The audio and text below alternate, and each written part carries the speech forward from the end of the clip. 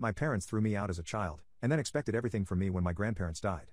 My mother and father had me when I was 16 and used to lay hands on me all throughout my childhood. My father used to yell at 5-year-old me and blame me for ruining his dreams and aspirations in life. I was already unloved, but when I was 6 my younger sister was born, and I was left completely uncared for and unwanted. We lived in a 2-bedroom apartment. And as my sister got older, it went from me sharing a bedroom with her, to me kicked out of the room entirely.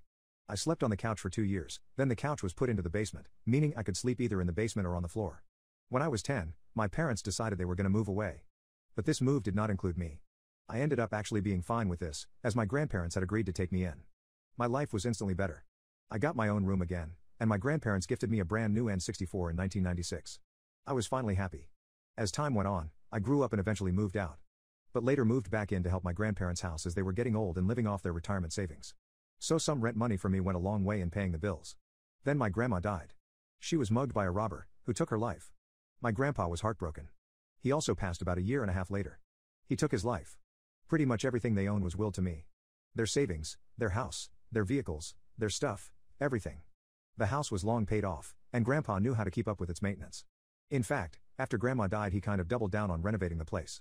He had the roof redone, the house was repainted by us inside and out, and we fixed a lot of little things. Grandpa's neighbor George even came by to help redo the plumbing.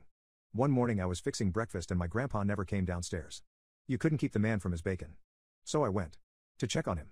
I found him there, suspended via a rope. My parents made Grandpa's funeral a crap show. They didn't bother to show up for Grandma's. They were too busy. And at Grandpa's funeral they didn't seem to grieve at all. My sister also showed up wearing a brightly colored designer dress.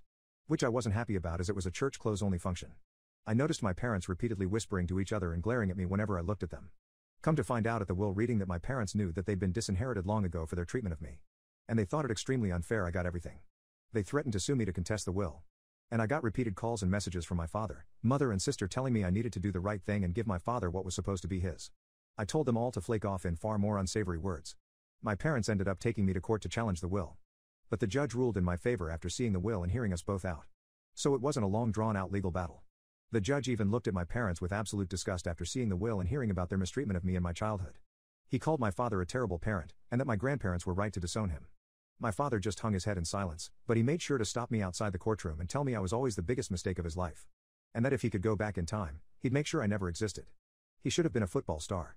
And instead he has to wear a name tag for a 9 to 5. I told him that mistake or not, Grandma and Grandpa could see what kind of nasty person he was. I didn't ask to be born. And the only real love I ever got was from my grandparents. And he was no father of mine anymore.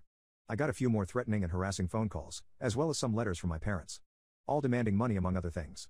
But over time they just stopped because I completely stonewalled them. The last call I ever got from them was telling me that my sister needed a kidney transplant and if I could help them out. I actually agreed and told them to meet me at a hospital that was a 2-hour drive from them. They rode out, and I never showed up.